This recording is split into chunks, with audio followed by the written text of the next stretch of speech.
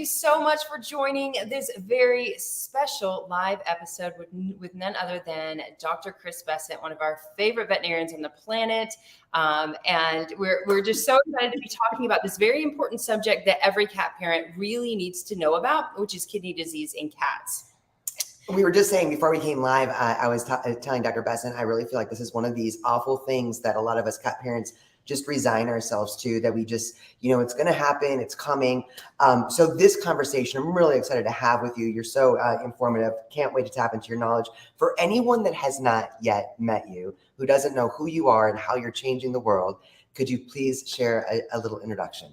Yeah, I'm Dr. Chris Bessent. I've been a veterinarian for over 35 years and have treated tens of thousands of veterinary patients. And I really resonated with Chinese medicine, and that kind of brought me into developing HerbSmith. And HerbSmith kind of took me into developing the Simple Food Project, which is complete and balanced foods for cats. And then that automatically took me into Medicus Veterinary Diets, which is whole food nutrition for animals that are sick. So when they need it most, that's when we really need to feed them well.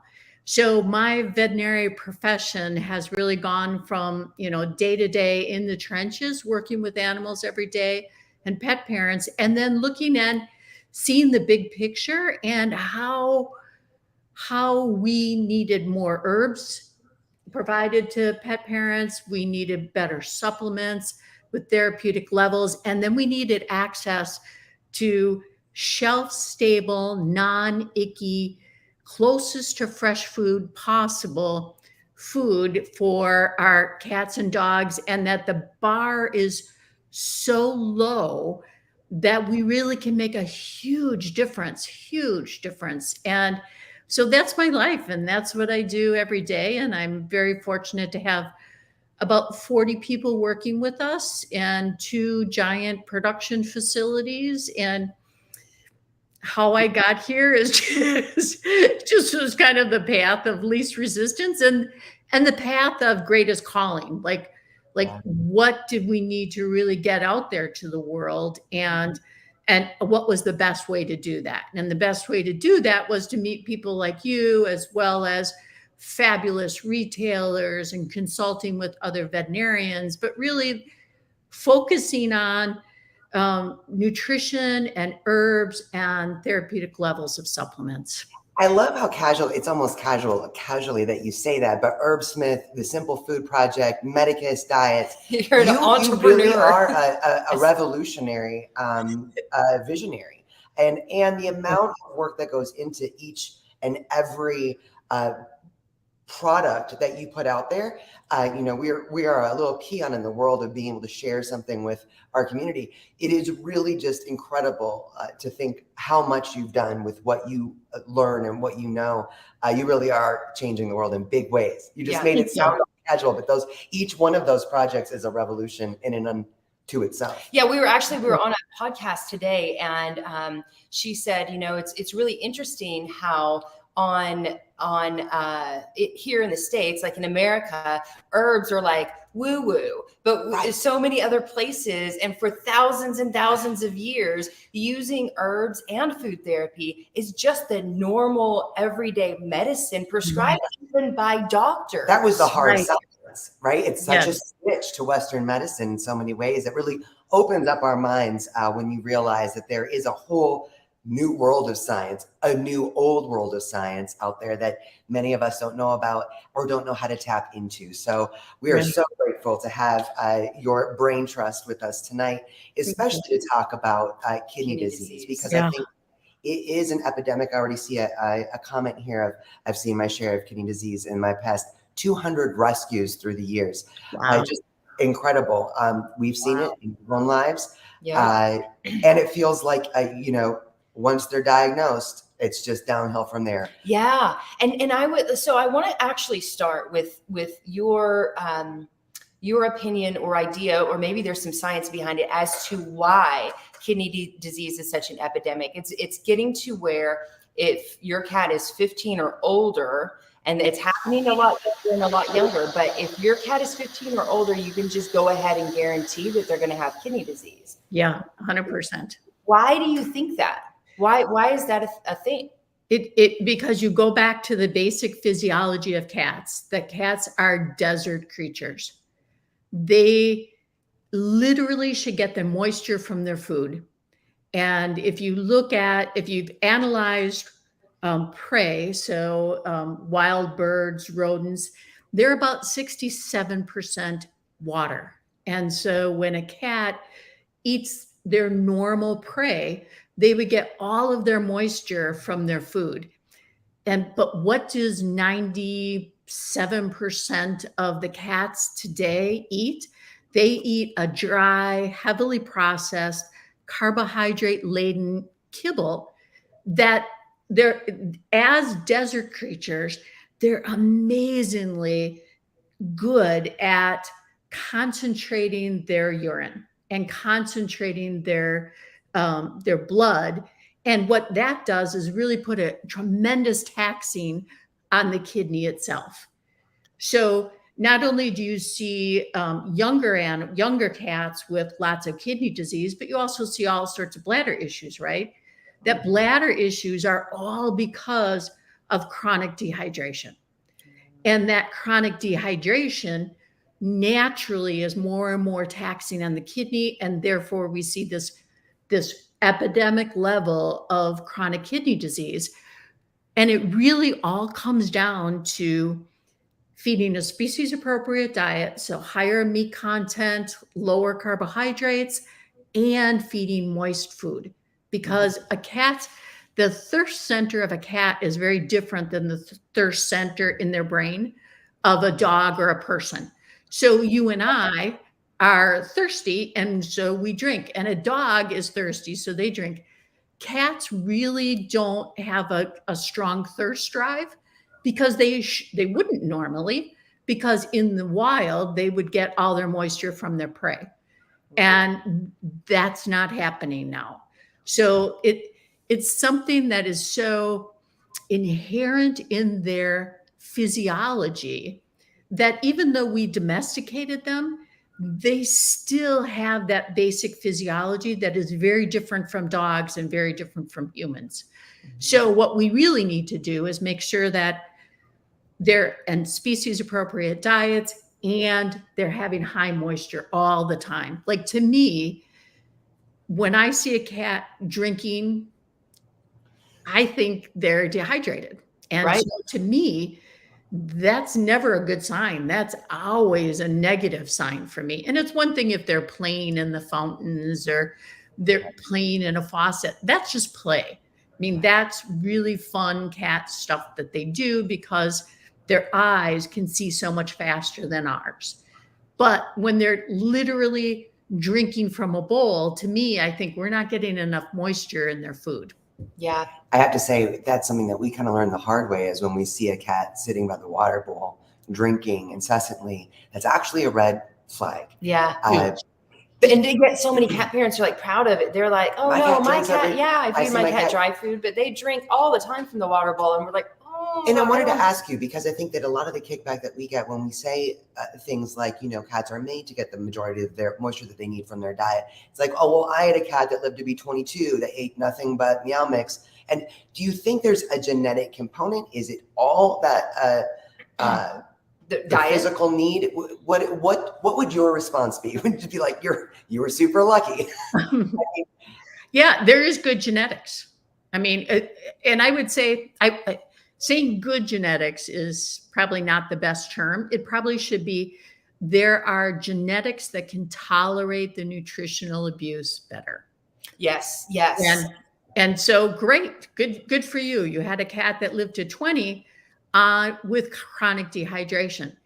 I would say, not to just be like the contrarian, but I'd say, well, if you fed him moist food, he could have lived till he was 30. Right.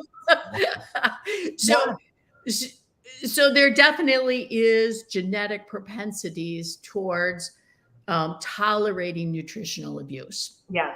Well, and I would also say, when it comes to those people, well, food has gotten worse over the years as far as the pet food industry. It's just gotten worse. Yep. But as far as everything, for all of us, yeah, 100%. Yep, absolutely. But also cats they're predators, but they're also prey, right? So they also have they're also very stoic, and they mask those symptoms. So a lot of people, again, learn this the hard way. It's if we don't take, I think it's like 15% of cat parents take their cats to the vet. Annually. So, annually. So it's like that's really low. So if we don't take our cats to the vet, they will mask that. And that's the hardest part when it comes to kidney disease. And that's what we see, is that a lot of times the kidney disease is not detected until it's in its third or fourth stages. Like, it's really bad at that point. And that's because we're not catching it, because we're not bringing our cats in to get those blood panels and to check there. But oftentimes, even if you did take them in and you said, well, they're fine, and the vet would be like, well, okay, well, we could run a urinalysis, we could run some blood work and see. But in order for it to show up on blood work, you have to have about 2/3 of the kidney is not functioning. So by the time it actually shows up on blood work as BUN and creatinine elevation, they're already pretty advanced. There's already 2/3 of the kidney is not functioning. We do have better testing, though, to be able to test for early kidney disease better, which is fabulous. But I go back to the mantra of assume, like you guys, assume they're going to get kidney disease, because they're going to, because 80% of cats over 15 years of age have some marginal kidney function. So automatically feed them the way that they're supposed to be fed. And that's such a big deal for me. Like, if you domesticate an animal, you've taken away their ability to fend for themselves. Then you need to address them and treat them nutritionally the way that they absolutely should be treated. So thank God that you guys are out here saying this, that whether it's canned food, whether it's rehydrated, freeze-dried, whether it's raw meat, all of that kind of plays into it.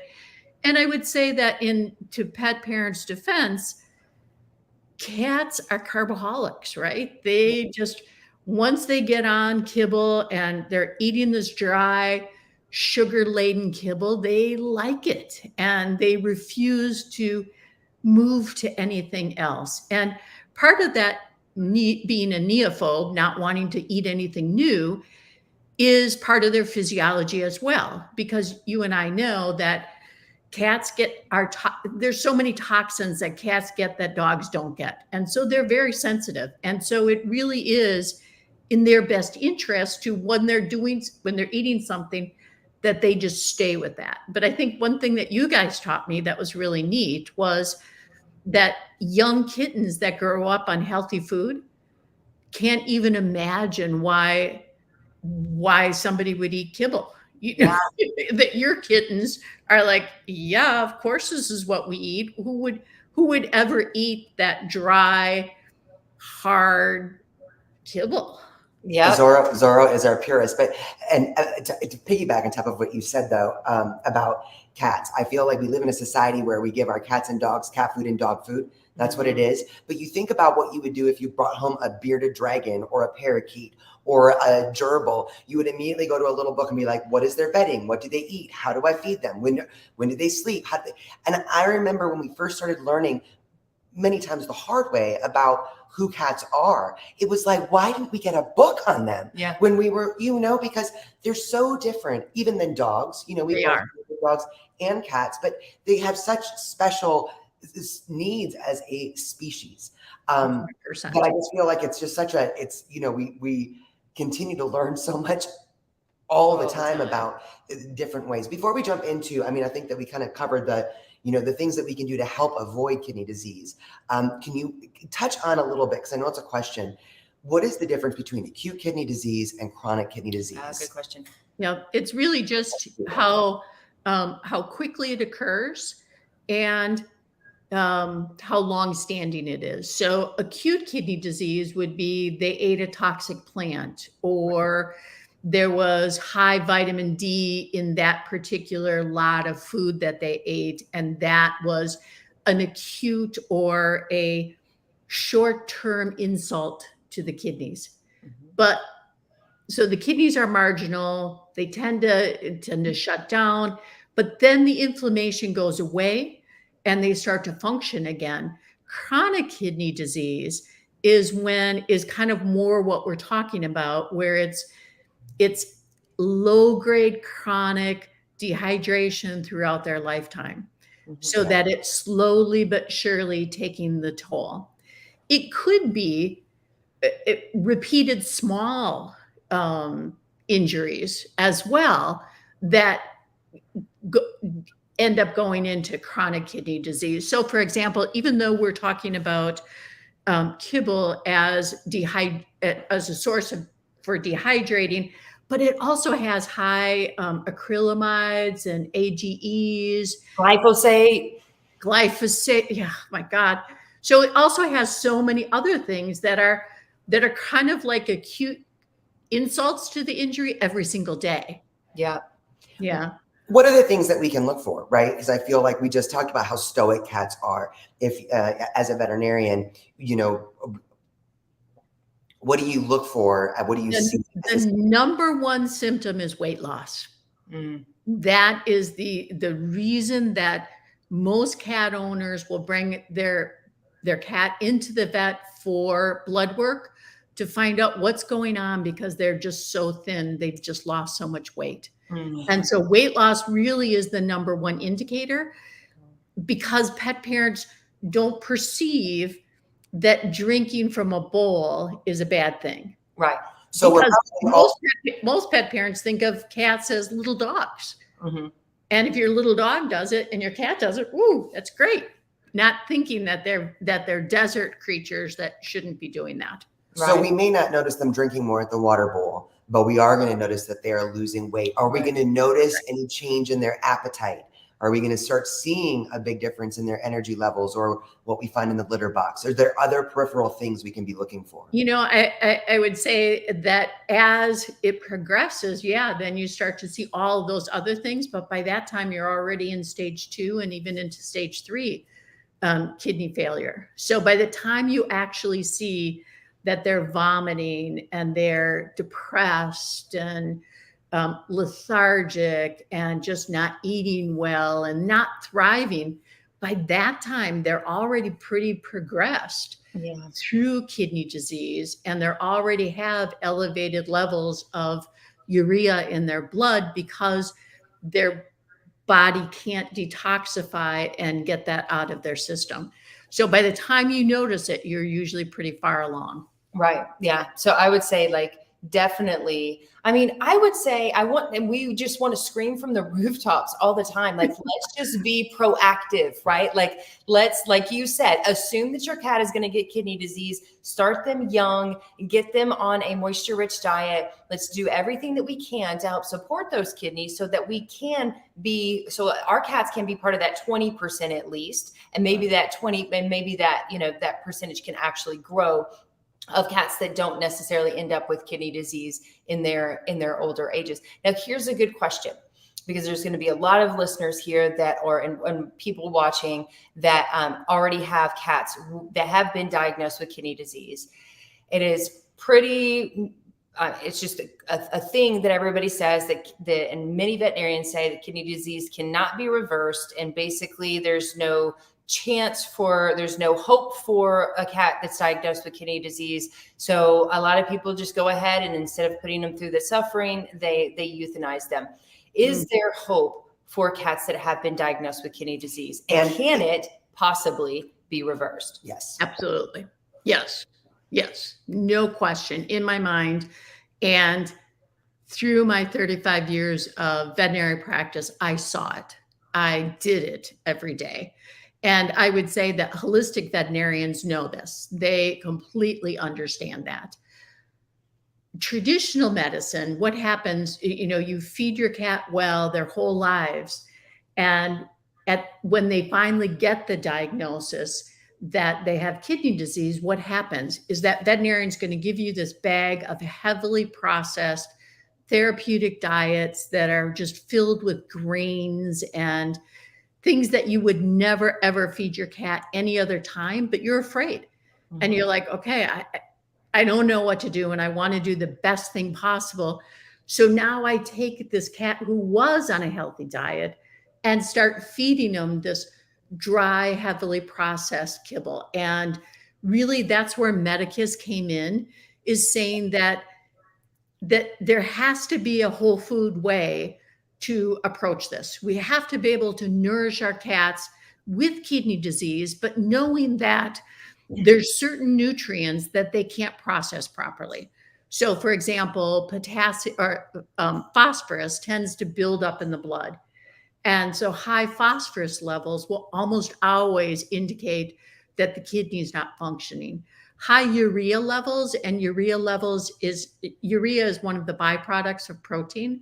So urea levels go up. And then it's just this cascade of events. And unfortunately, not only did we as a veterinary profession give this bag a heavily processed kibble, and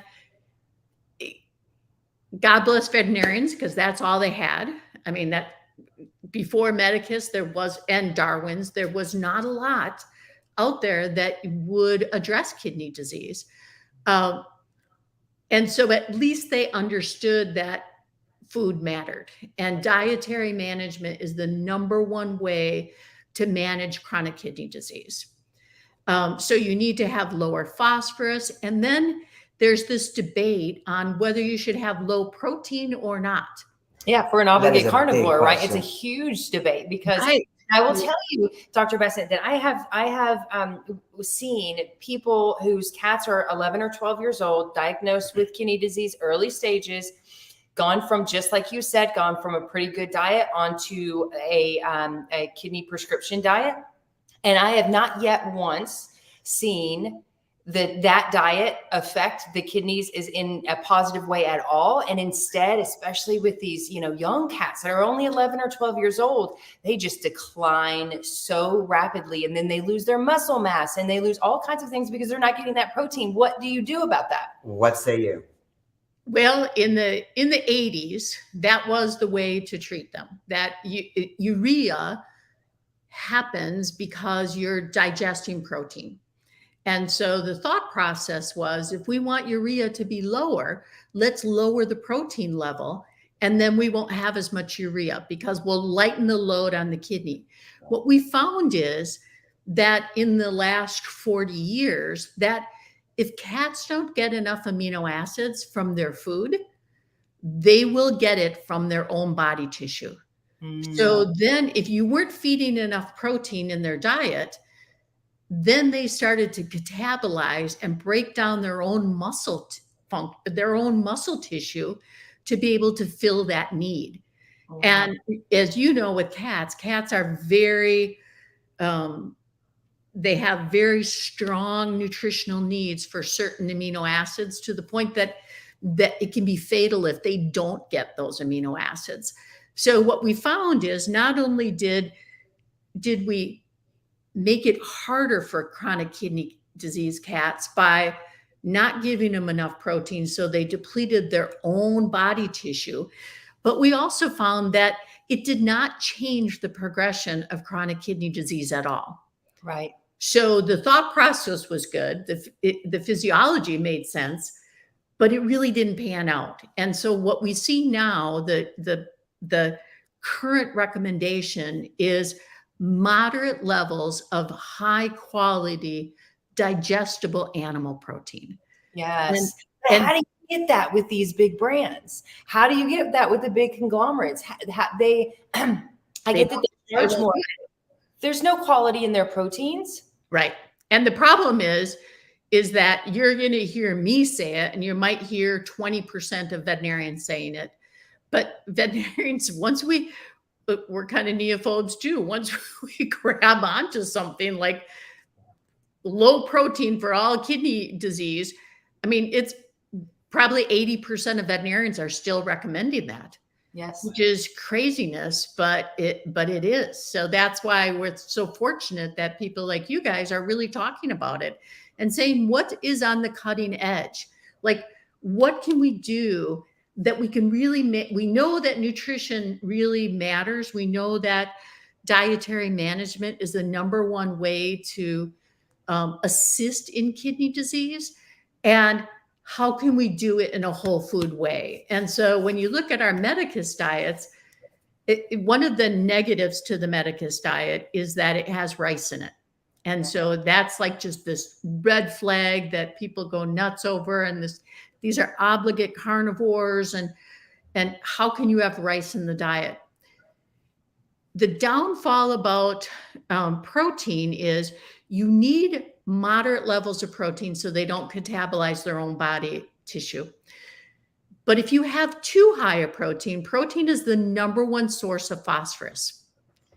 So when they're eating higher protein, they're not only going to be generating more urea, but they're also going to be having higher phosphorus levels. Mm-hmm. So the only way to be able to get the diet to a lower phosphorus level was to add some rice to it.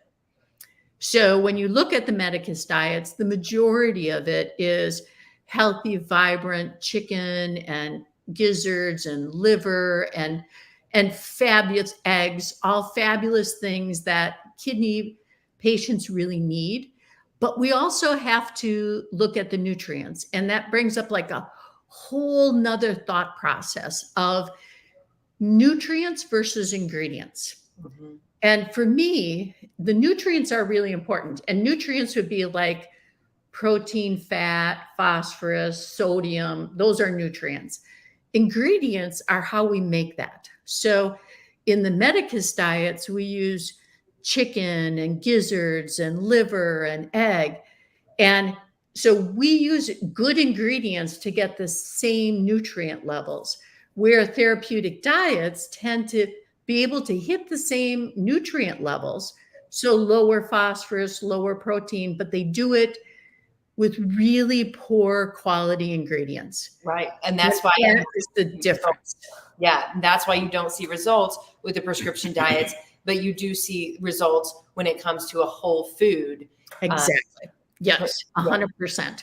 A follow-up question. When we were talking with you before, I really think that your Medicus diets are also a revolution for people. And I think link is in the description here for them as well. I really feel like they are such a great conversation starter for us to have with our veterinarians whether it's a urinary issue or something like that, because I do think our veterinarians are working 90 hours a day and seeing patients that are dealing with any number of 90 hours a day? That is like Jay mentioned, like I'm getting thirsty myself. There are 15% of cat parents bring their cats in annually. So I know that, a lot of vets are just blindsided by something awful that's happening. So I really do feel like these kinds of conversations with veterinarians are a great way to start conversations with our own veterinarians. Right. But something that you said when we were talking before, and I want to know if it's the same for kidney disease. When we were talking, I think specifically about more urinary tract issues and your urinary diet, I love that you said that therapeutic diets are meant to feed our pets back to health. Yes. And they're not meant to be fed over the life for the rest of their lives, which I think is that fear that us cat parents have. If our cat has a urinary issue or a kidney problem or a diabetes issue, they are going to be on that diet for the rest of their life. And that is the recommendation. We hear it every day. Yes. Yeah. I mean, just yesterday, somebody said my vet said that my cat has to be on this food for the rest of their lives. For the rest of their life, I have done like a bunch of research now, and I don't know what to do. Right. You're 100% right. Therapeutic diets should be they're developed for that nutrient profile, but that is not. So, for example, our kidney diet is by prescription, and it's by prescription because it's so restrictive that you wouldn't feed that same diet to a kitten because it wouldn't provide everything that kitten needs. Right. But on the other hand, you're 100% right. Therapeutic diet should be used kind of like medicine, that we're going to use this restrictive diet until we get them back to health again. Then when we get them back to health again, then let's switch them to a healthy, complete, and balanced food. The downfall is oftentimes what will happen is they'll go from the prescription diet back to the horrible dry kibble that they did before. Yeah.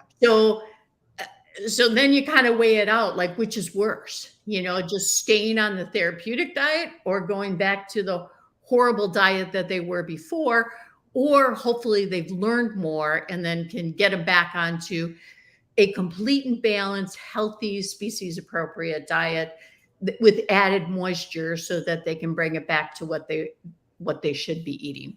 But yeah, it should be short-term. It shouldn't be long-term.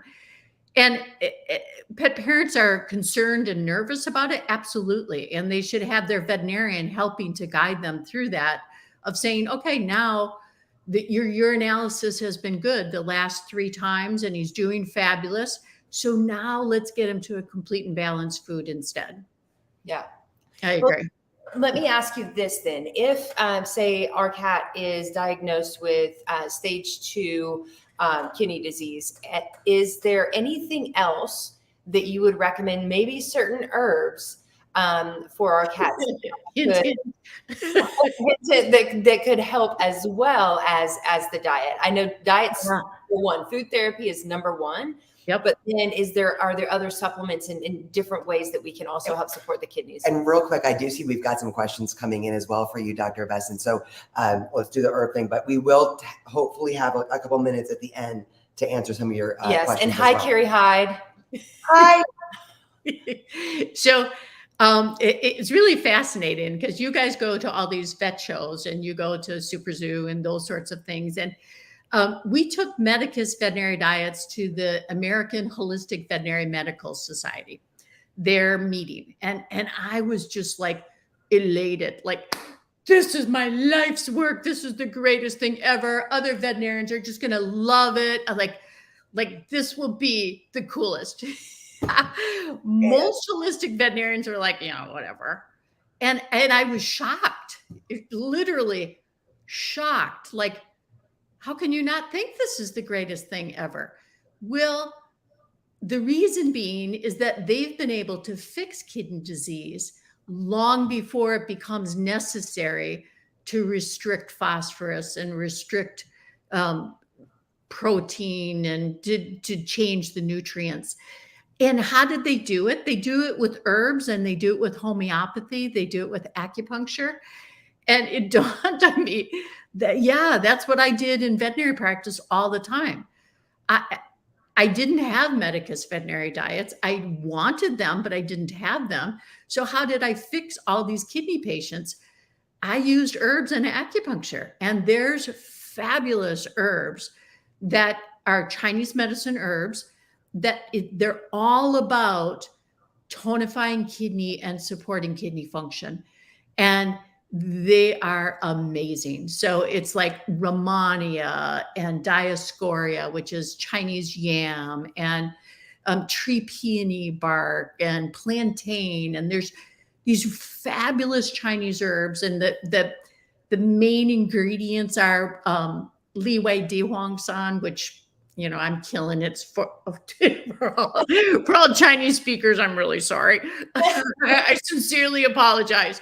But I would tell you that there are some really, really fabulous herbs that are kind of classic formulas that veterinarians all over the world use. Rhamania 6 and Rhamania 8 are about all those big words that you just said. Is it for those of us who are eager to try that? Is that as simple as Googling them, finding them, and administering them Can ourselves? you get them all at herbsmith.com? Yep, we just launched the Kidney Care at Herbsmith, which is the Rhamania 6 formula. So you can get it right from Herbsmith, and then you've got the highest quality herbs. Where if you just Google it, you don't. Question. Because it is when you start quality. getting excited about even homeopathies or herbs or whatever it is, it is interesting to go and try to find the actual source of those things. And I think for everyone here or listening later, knowing the source of what we're putting in our cats' bodies is really the first step. So much important. Yes, Yeah. make sure that you know the source. So one is the Romania 6 or Herb Smith Kidney Care. And I can tell you that I've used it for 30 years in veterinary practice, and it works amazingly well to nourish the kidney, to increase the vascular supply to the kidney, to literally support the kidney. In fact, I had a dog that came to me. Sorry, it's a dog, but it's a great story. A dog that came to me and she was like, he's got kidney disease, and at that time he was like 8. And I said, okay, well, here's what we'll do. We'll do acupuncture and we'll do herbs. And, I talked to her about fresh food and moisture in the food. And when the dog was 16, she said to me, do you think we could stop the herbs? And the funny thing is, I'm like, it probably sounded better in your head than it did when it came out. But by that time, the dog was really old, and he was like, had all these other issues. And she was kind of like, she thought that the kidney disease was going to be the thing that did him in within months, but he lived a long, healthy, vibrant life using herbs and acupuncture. So that's one of the herbs that I would recommend. But the other one is, and I know you'll say, I knew she couldn't talk without bringing up the gut, but here's the gut part of it. There's this thing called enteric diuresis. And enteric diuresis is when the urea level in the blood gets to a certain level, it diffuses into the gut. Bacteria in the gut eat the urea, and then it produces what's called uremic toxins. And then the prebiotics that are in higher fiber that are in a supplement, almost always you're going to have probiotics and prebiotics.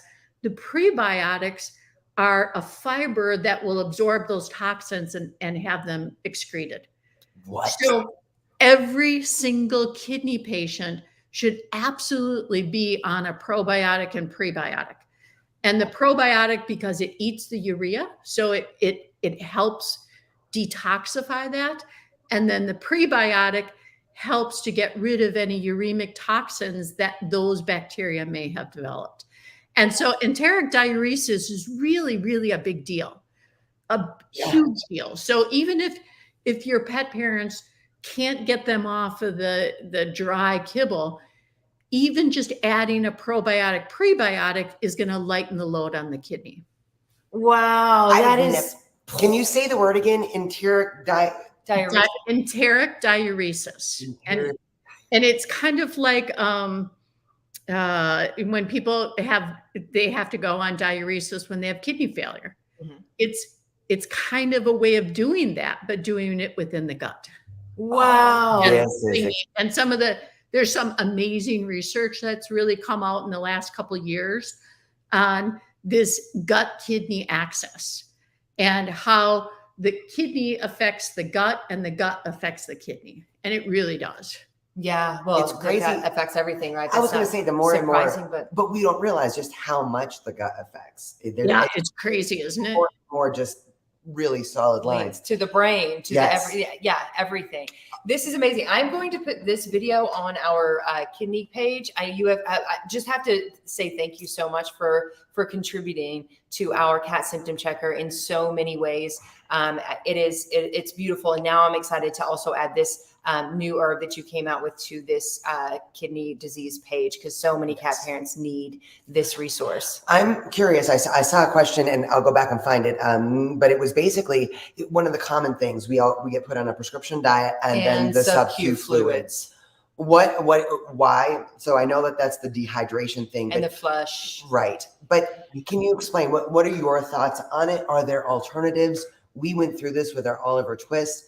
And I feel like it was traumatic for us, especially when we don't like needles, and he certainly didn't appreciate them either. It is fabulous. When you need it, you need it. And it's the way to get fluid to the SubQ tissue and to all the tissues of the body, where when they're at that point, when the kidney is so stressed, when they're drinking it, how much of it is then just being urinated out?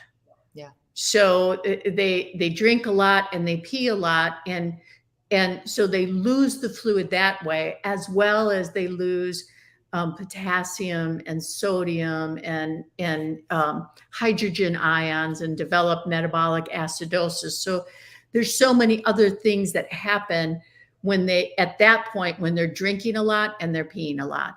So adding the SubQ fluids is one way to kind of moisten all the tissues in the body, but then they're going to excrete it out as well, because they can't, once the kidney is so damaged, it can't concentrate the urine anymore.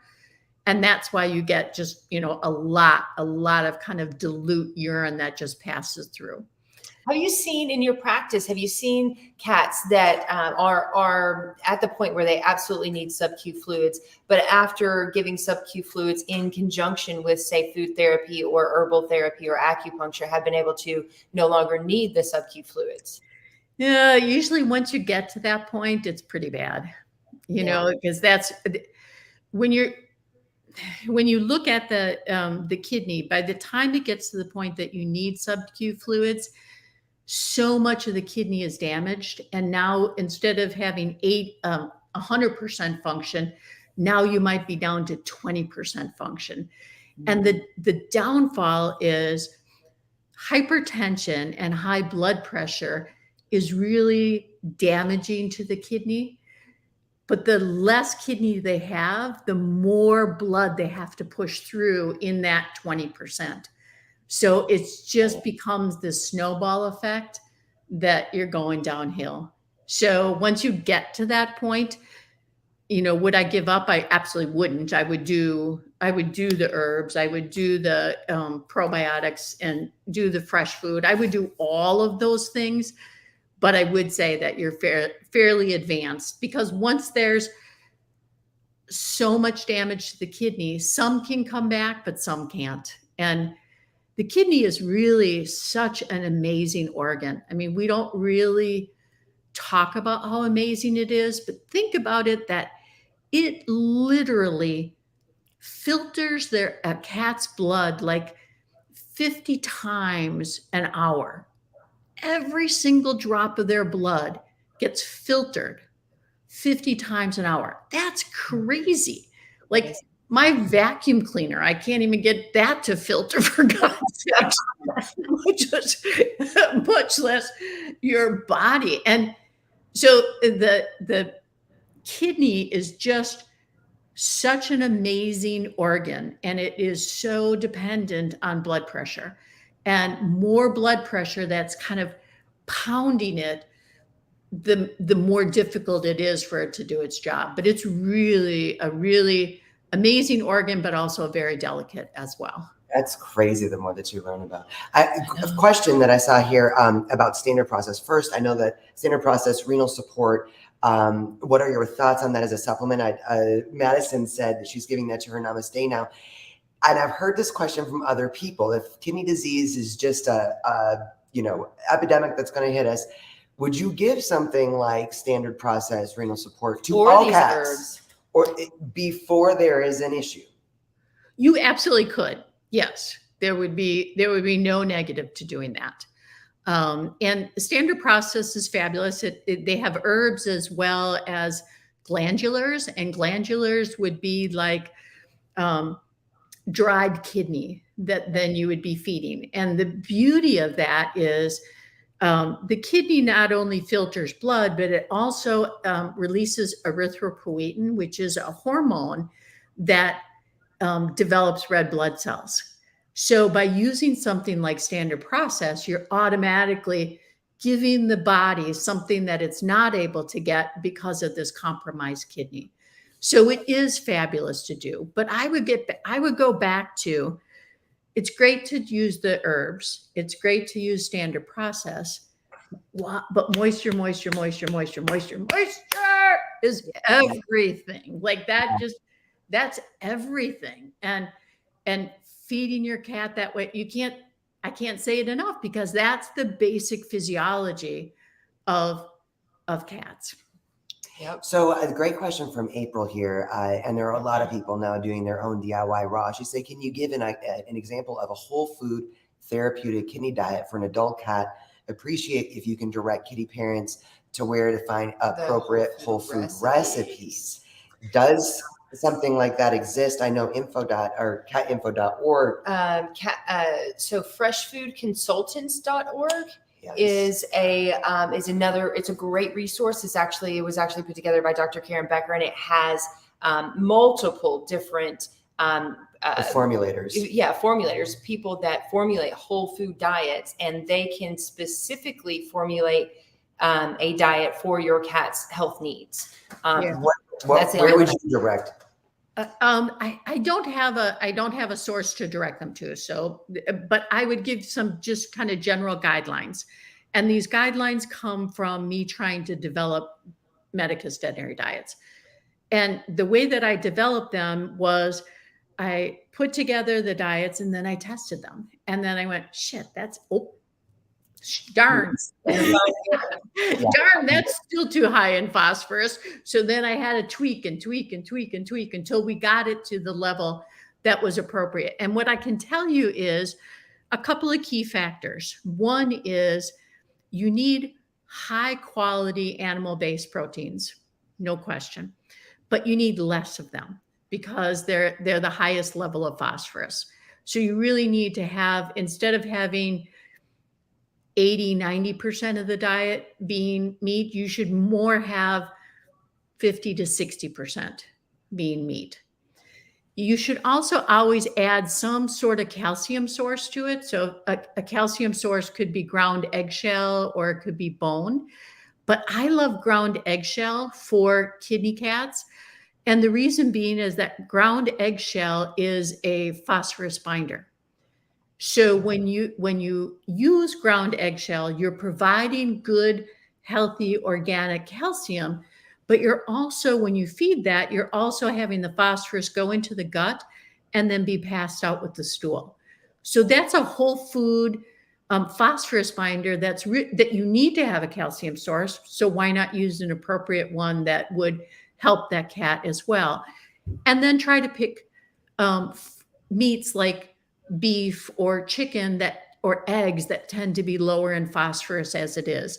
You can also go with chitosan, and chitosan, so it's chitosan.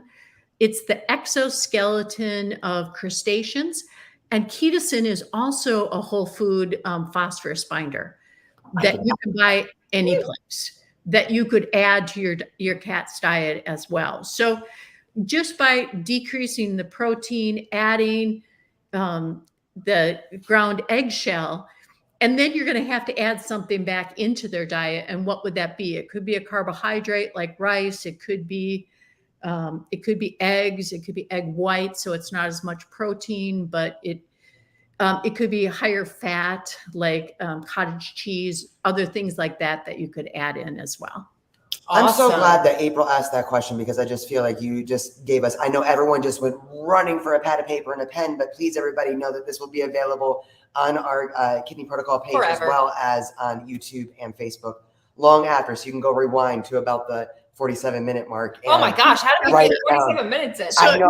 So it really is that you're almost kind of doing a species appropriate diet and just dialing it back a little bit. Right. Yeah. So just because I feel like that is something that I think a lot of cat parents are looking to do, especially from the budget perspective, doing their own DIY, but need to know some of those guidelines. For those of us that really would love to try a whole food, a Medicus diet to help our health, the health of our babies. I love that Carrie said Medicus is so amazing for so many reasons. Tell your vets you want this prescription diet. And then right under there, Madison said, my vet won't give me a script for Medicus. How do we have this conversation with our veterinarians, and what's the best way to go about trying this diet if they would like to? That's it. That is the wow. They say no. That's the hardest part, right? Yeah, it's just a head scratcher as well. I feel like because what'll happen is I'll try to intervene and try to do the vet speak with other vets and be like, really, like, if you look at the nutrients are the same. Now look at the ingredient deck and tell me why you would prefer to feed them a food that has corn and wheat and soy and sorghum and wood shavings as a diet for a sick animal. Why on earth would that make sense? But unfortunately, vets are so indoctrinated by Pet food companies, the big pet food companies. I mean, it's I'm a bit ashamed of my own profession that we're so easily bought. And here's how easily bought we are. If you go to the big pet vet shows, they have giant booths, the big therapeutic pet food companies, and they give you hats and jackets and giant books, and they give you all this free stuff and just buy your influence, and it's just terrible. So all I can say to you wonderful pet parents is just try to present it with common sense. Like, here's the common sense that why would I want to feed this when I could feed that? Yeah. And then just say you're willing to take responsibility for it, because you'll have vets that are like, I do not feel comfortable with this. Okay, but does your pet parent feel comfortable with it? If they do, then you should honor that. Exactly. I think you already gave such a great, I think the communication with our veterinarians, as we're going to be exploring more at the Beautiful Thriving Pet Expo coming up September 30th and October 1st with the beautiful Carrie Hyde. I think that that's such a great conversation starter, though. Just how you explained it at the beginning, the difference between nutrients and ingredients. I think that's something that you don't necessarily think about. You look at the back of your bag or the can or whatever it is and look for all the little check this box, check that box. But you really did such a great job of explaining how the nutrient profile, especially for these therapeutic diets, is going to be basically identical, but how they get to that nutrient, what are the ingredients that give those nutrients. So for me, just like, I love just having that kind of common sense and being that conversation with our veterinarians. I think it's going to start moving the needle. It is. Because it's already moving. I understand that there is, big pet food and veterinarians don't have a whole lot of time at the end of their 90-hour day to do their own research, to stay on the cutting edge. They are looking at science from 40 years ago, or they are looking at whatever the food is that they can put in their clinic. So I do think it's up to us to help move the needle a bit and start changing how we approach the health of our pets. Yep. Right. And it's all such common sense. That's the part that if you understand a cat's physiology, then it's common sense what you're going to do. And if you understand nutrients versus ingredients, it's common sense. So we'll get there. Yes. Little by little, baby steps, we will get there. I know you probably missed a couple questions in here, but we will be posting this on our YouTube, on our website, and on our Facebook to come back. We will do our best to answer any questions afterwards.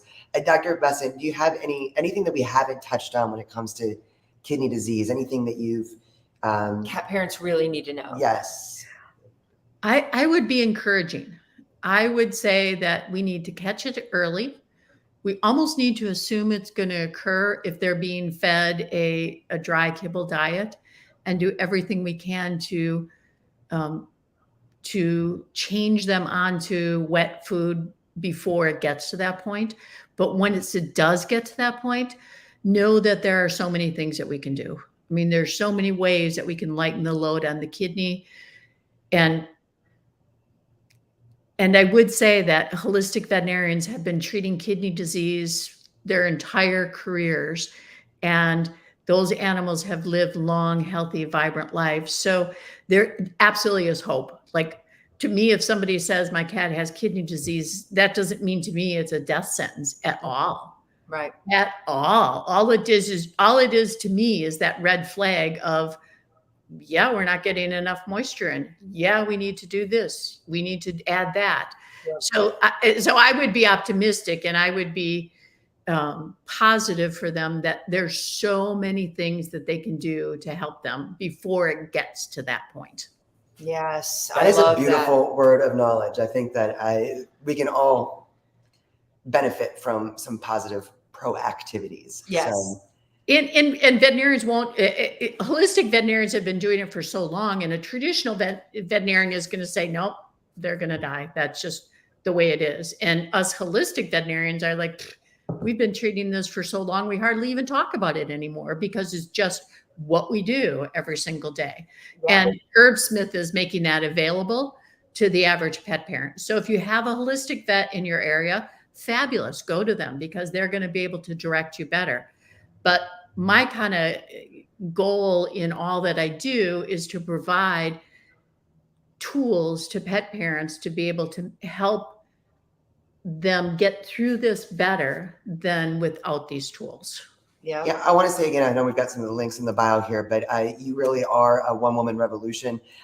Please go check out Herbsmith, check out the Simple Food Project, and I believe the Link to link Medicus Diets is Kidney here Diets in the description. specifically is in the description here. Yeah, but I just think it really is. It just starts opening your mind as to the other avenues that we can find, other tools that we can put in our toolkit to give our cats our best life. Yes. We're so grateful for your time. We are so grateful for your contribution to our cat symptom checker on our new website. I really feel like your word of hope to all of us is the medicine that we need. That is, I think, the biggest thing, that this isn't the end. There are things that we can do. Yes. 100%. A beautiful, Absolutely. beautiful thing. Oh my goodness. So thank you, Dr. Bessent, for joining us today. And thank all of you guys who were here or who are here for listening in. Do share this with your friends. More cat parents need to know that this is not a death sentence. More cat parents need to know that there are better ways to approach this with their kitties, and better ways to prevent this. So so share it to your Share it with your veterinarian. and share it with your veterinarian. So yes, thank you so much for joining us, and thank you guys all. We will be back very soon. We'll be back tomorrow night for our podcast. That's right. We'll be back tomorrow night for our podcast, Back in the Closet. We love you guys. Have a wonderful Wednesday. Thank you, Dr. Bessent. Bye, guys. Thank you.